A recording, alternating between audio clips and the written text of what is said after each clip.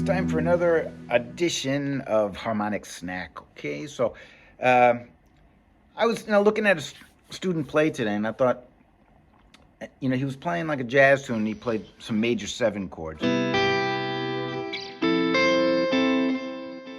I thought a little bit about something. I thought to myself that chords that he's playing are okay, and chords like this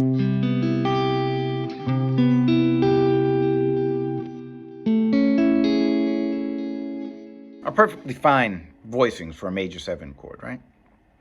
But that being said, there's a time and place for everything. So I thought to myself, he could play more interesting chords. And so I wanted to explain a little bit about major chords, okay? Now, in the key of C major, we have 7 chords, right? We know this, right? If we look at them as triad,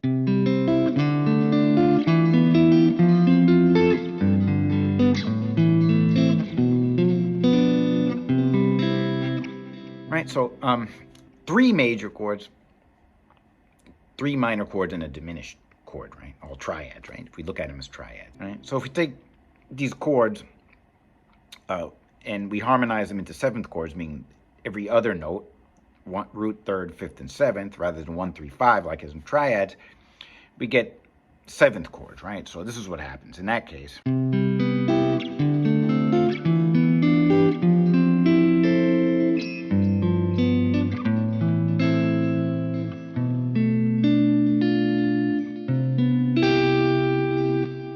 Now, as I described in one of the other videos, there's different ways to play these. There's nicer voicings than these, even just playing 7th chords, right? Like, let's see.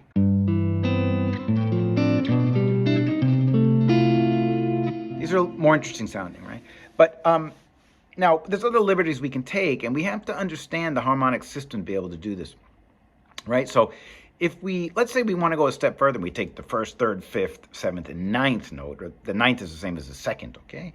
Then what happens? Now we start to get some more interesting results, right? C major 9, D minor 9. But remember, the 3 chord doesn't have an F sharp in it, so this note, it sounds odd in this key.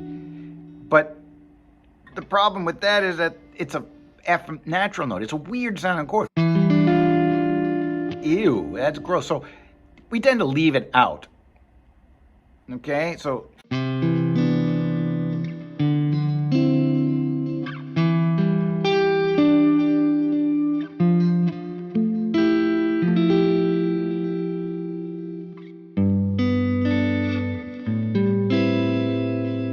now also for the 7th chord, the minor 7 flat 5, the 9th is kind of weird because it's flat.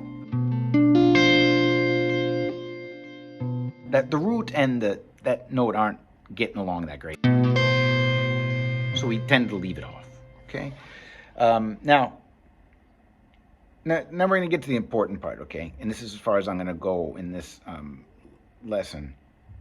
But if we add in the 11th, what's going to happen? Now already we're going to have a problem. It's an F note, right? It would be the 4th in C. But the major 7 with that natural 4th in it, if it's got a 3rd, it sounds kind of weird.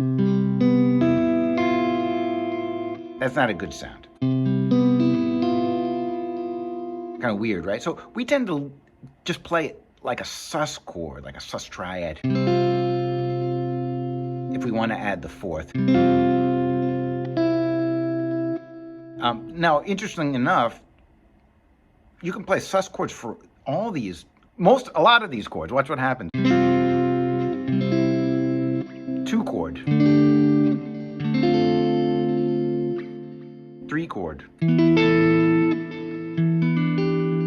but the 4th chord doesn't have it can't be a natural 4th. It's got to be a B note, which makes it a sharp 4.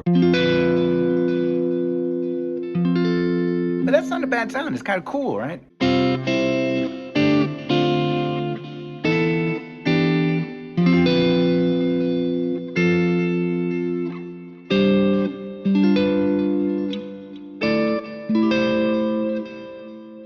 Okay, so these are things you have to keep in mind. Now, also we already realized that the 1 chord and the 4 chord are really different chords because of that natural fourth in the 1 chord and the sharp fourth in the 4 chord. Okay, hope that's not confusing. So that means that we have to add the sharp 11 to that 4 chord. So the different voicings you could use. Well, I like this chord. It's like a 6 chord with a sharp 11 on the top.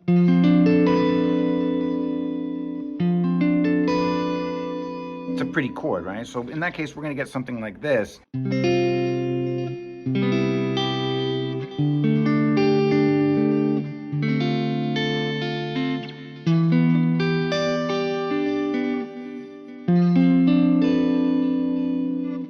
Pretty, right? Now, these are things that you have to keep in mind. So, you know, if you're playing something diatonic, you can add the sharp 11 to the 4 chord. Now, can you add it to the 1 chord? In certain situations, you can. Okay, so if you're playing like jazz, if you want a modal sound, you could take, basically you'd be turning a 4 chord into a 1 chord, and you can do that with jazz. So in other words, if you're playing, you know, like this kind of thing,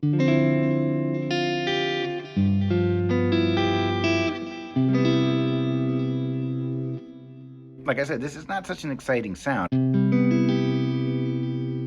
So maybe you want to play the sharp 11 in the 1 chord. You can do it.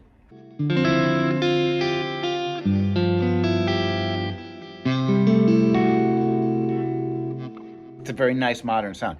Now, as an improviser, you better hope that the saxophone player can hear that, okay? Because now that C major scale isn't going to work. He's got to play a C Lydian scale over that chord. So I mean, you know, I think Miles Davis got mad because Monk would always put sharp 11s in his chords, and it sort of made Miles play the scales that Thelonious Monk was dictating to him by putting the sharp 11s. So I mean, you got to read between the lines of who you're playing with, or you know, who's playing the chords for you. Okay, so these are things that you have to keep in mind.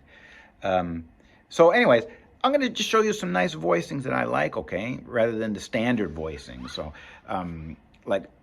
I'll show you in C first. I like this. This is a C major 9. It's a nice sound. I like this one I just showed you. I like this one. And sometimes I like this one. Okay, so these are some voicings that I like. I think they're nice sounding, you know?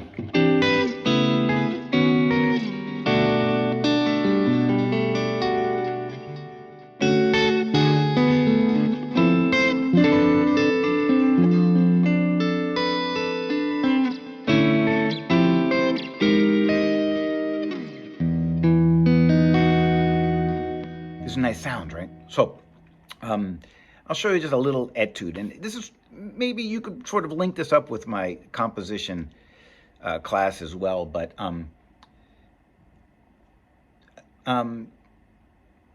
sometimes with good voice leading or common tones, you can get away with a lot, and that's one of like sort of the trademark of modal music, right? Modal type composition. So let's try this one, okay?